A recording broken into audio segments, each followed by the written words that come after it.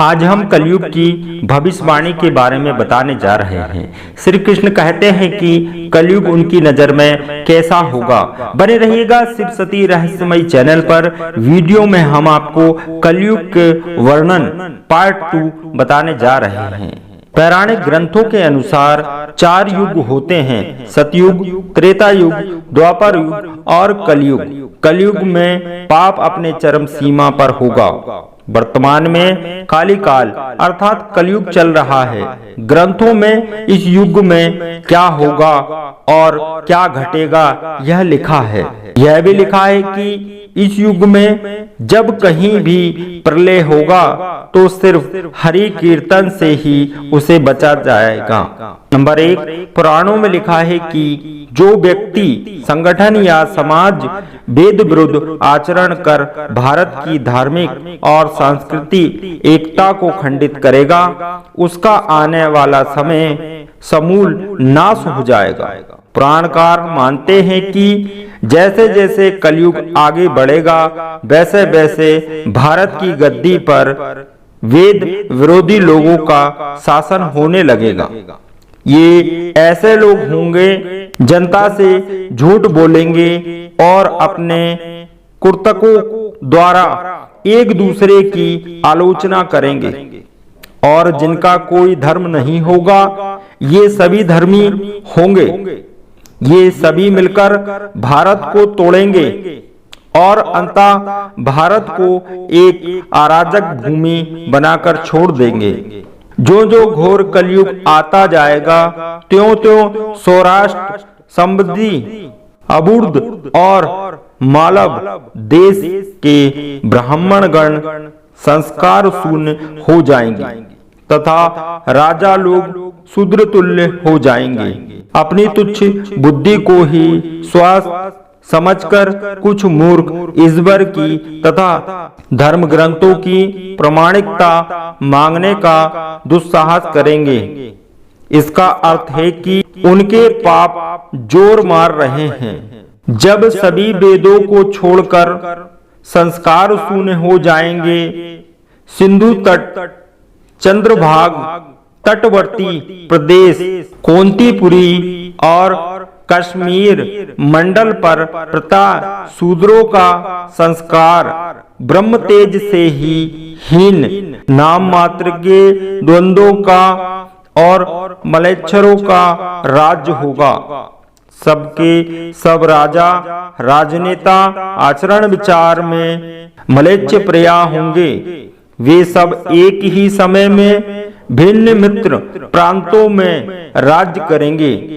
ये सबके सब परले सिरे झूठे, अधार्मिक और स्वल्पदान करने वाले होंगे। छोटी बातों को लेकर ही ये क्रोध के मारे आग बबूला हो जाएंगे। ये दुष्ट लोग स्त्री, बच्चों को, गौओं को और ब्राह्मणों को मारने में भी हिचकेंगे नहीं। दूसरे की स्त्री और धन हत्या लेने में ये सदा उत्सुक रहेंगे। ना इनको बढ़ते देर लगेगी ना इनको घटते देर लगेगी। इनकी शक्ति और आयु थोड़ी होगी। राजा के भेष में ये मलेच्छ ही रहेंगे। वे लूट घसोट अपनी प्रजा का खून चूसेंगे। जब ऐसा शासन होगा तो देश की प्रजा भी वैसा ही स्वभाव, आचरण, भाषण की वृद्धि हो जाएगी। राजा लोग तो उनका शोषण करेंगे ही, आपस में भी एक दूसरे का उत्पीड़ित करेंगे और अतः सबके सब नष्ट हो जाएंगे। नंबर 5, भविष्य उत्तर पुराण अनुसार ब्रह्मा जी ने कहा है, मनुष्य का आचरण दुष्ट हो जाएगा और योगी भी दुष्ट चित्त वाले होंगे। संसार में परस्पर विरोध फैल जाएगा। द्विज, ब्राह्मण, क्षत्रिय वे दुष्ट कर्म करने वाले होंगे और विशेषकर राजाओं में चरित्रहीनता आ जाएगी। देश देश में, गांव गांव में कष्ट बढ़ जाएगा। संत जन दुखी होंगे। अपने धर्मों को छोड़कर लोग दूसरे धर्मों का आश्रय लेंगे।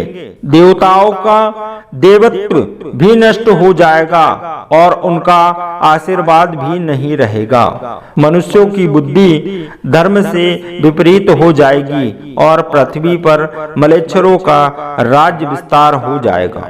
महर्षि व्यास जी के अनुसार कलयुग में मनुष्यों में वर्ण और आश्रम संबंधी वृत्ति नहीं होगी। वेदों का पालन कोई नहीं करेगा। कलयुग में विवाह को धर्म नहीं माना जाएगा। शिष्य गुरु के अधीन नहीं रहेंगे। पुत्र भी अपने धर्म का पालन नहीं करेंगे।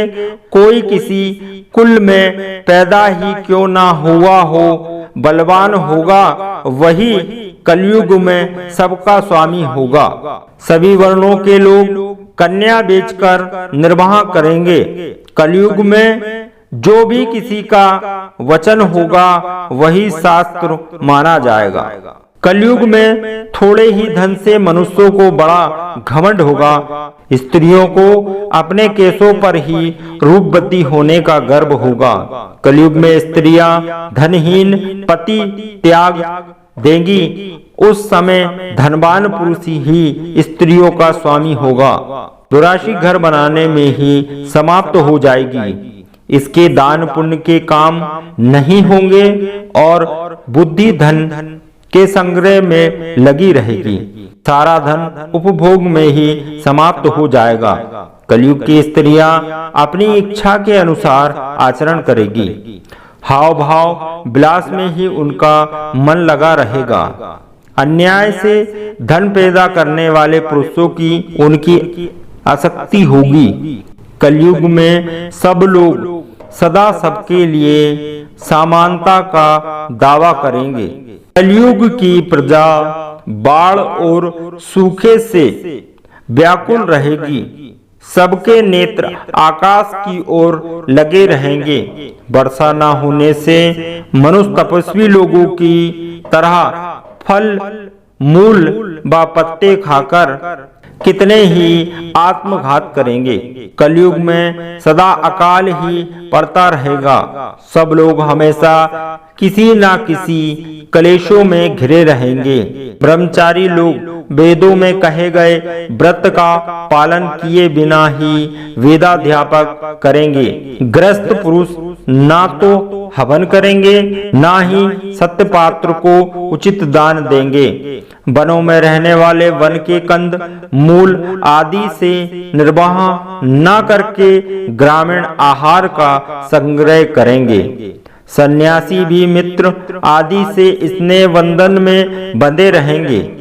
कलयुग आने पर राजा प्रजा की रक्षा न करके बल्कि करके बहाने प्रजा के ही धन का अपहरण करेंगे। धर्म मनुष्य संस्कारहीन होते हुए भी पाखंड का सहारा लेकर लोगों को ठगने का काम करेंगे। उस समय पाखंड की अधिकता और धर्म की वृद्धि होने से लोगों की आयु कम होती चली जाएगी।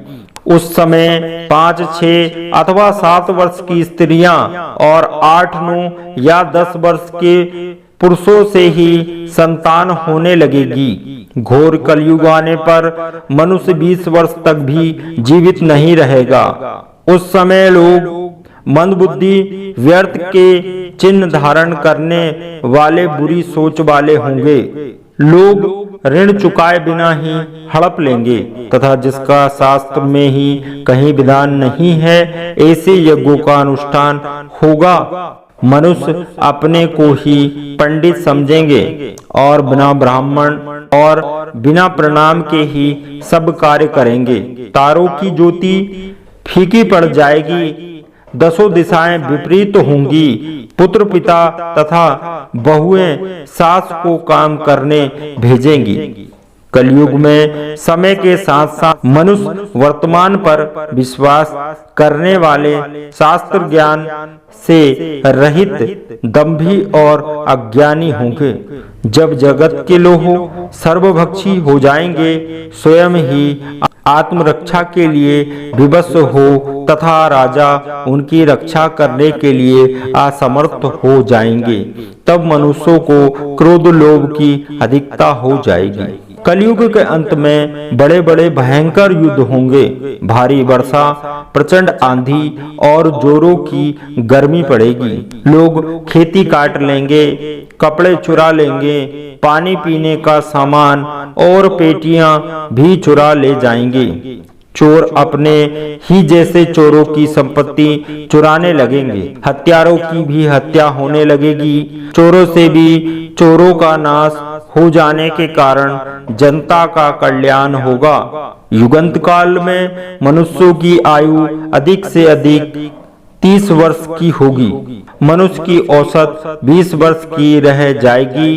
5 वर्ष की उम्र में स्त्रियां गर्भवती हो जाएंगी। 16 वर्ष में लोग वृद्ध हो जाएंगे। 20 वर्ष में मृत्यु को प्राप्त हो जाएंगे। इंसान का शरीर घटकर बूना हो जाएगा। ब्रह्मवेत्तर पुराण में बताया गया है कि कलयुग में ऐसा समय भी आएगा जब इंसान की उम्र बहुत कम रह जाएगी। युवावस्था समाप्त हो जाएगी। कलयुग के प्रभाव से प्राणियों के शरीर छोटे छोटे, क्षीण और रोगग्रस्त होने लगेंगे। श्रीमद् भागवत 13 स्कंद में कलयुग के धर्म के अंतर्गत श्री सुखदेव जी परीक्षित जी से कहते हैं, जो जो घोर कलयुग आता जाएगा, धर्म, सत्य, पवित्रता, क्षमा, दया, आयु, बल और स्मरण शक्ति का लोप होता जाएगा। अर्थात लोगों की आयु भी कम हो जाएगी।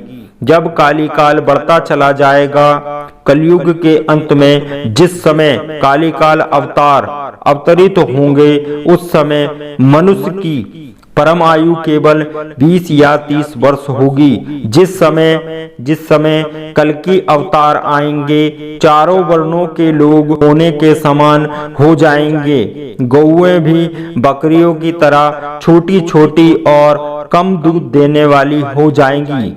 कलयुग के अंत में संसार की ऐसी दशा होगी कि अन्न नहीं उगेगा। लोग मछली मांस ही खाएंगे और भेड़ बकरियों का दूध पिएंगे। गाय तो दिखना भी बंद हो जाएंगी। एक समय ऐसा आएगा जब जमीन से अन्न उपजना बंद हो जाएगा। पेड़ों पर फल नहीं लगेंगे। धीरे धीरे ये सारी चीजें विलुप्त हो जाएंगी। स्त्रियां कठोर स्वभाव वाली, कड़वा बोलने वाली, वे पति की आज्ञा नहीं मानने वाली, जिसके पास धन होगा उसी के पास स्त्रियां रहेंगी। मनुष्यों का स्वभाव गधों जैसा दुस्साह, केवल गृहस्थी का भार ढोने वाला रह जाएगा। सभी एक दूसरे को लूटने में रहेंगे। कलयुग में समाज हिंसक हो जाएगा। जो बलवान होंगे उनका ही राज्य चलेगा। मानवता नष्ट हो जाएगी। रिश्ते खत्म हो जाएंगे। एक भाई दूसरे भाई का ही शत्रु हो जाएगा। जुआ, शराब, परस्त्री गमन और हिंसा ही धर्म होगा। अपनी प्रशंसा के लिए लोग बड़ी बड़ी बातें बनाएंगे, किंतु समाज में उनकी निंदा नहीं होगी। उस समय सारा जगत म्लेच्छ हो जाएगा। इसमें संयम नहीं है। एक हाथ दूसरे हाथ को लूटेगा। कलयुग में लोग शास्त्रों के विमुख हो जाएंगे। अनैतिक साहित्य ही लोगों की पसंद हो जाएगी। बुरी बातें, बुरे शब्दों का ही व्यवहार किया जाएगा। स्त्री और पुरुष दोनों ही अधर्मी हो जाएंगे। स्त्रियां पतिव्रत धर्म का पालन करना बंद कर देंगी और पुरुष भी ऐसा ही करेंगे। स्त्रियां और पुरुषों से संबंधित सभी वैदिक नियम विलुप्त हो जाएंगे। अंत में इस घोर कलयुग से बचने का एकमात्र तरीका यह है कि व्यक्ति को वेदों की ओर लौट आना चाहिए और हर समय हरि कीर्तन करके खुद को सुरक्षित रखना चाहिए। जो व्यक्ति धर्म के विमुख होकर रहेगा, वह कभी भी कहीं भी अकाल मौत को प्राप्त होगा। या हर समय दुखी संकटों हमारा से वीडियो घिरा पसंद रहेगा। आया हो, शिव सती रहस्यमयी चैनल को तुरंत सब्सक्राइब करें। वीडियो को लाइक कीजिए, कमेंट कीजिए, शेयर कीजिए और सब्सक्राइब कीजिए ताकि हमारी नई वीडियो की नोटिफिकेशन आप तक तुरंत पहुंच सके। तो चलिए दोस्तों, होती है मुलाकात नेक्स्ट वीडियो में। तब तक के लिए जय बाबा महाकाल।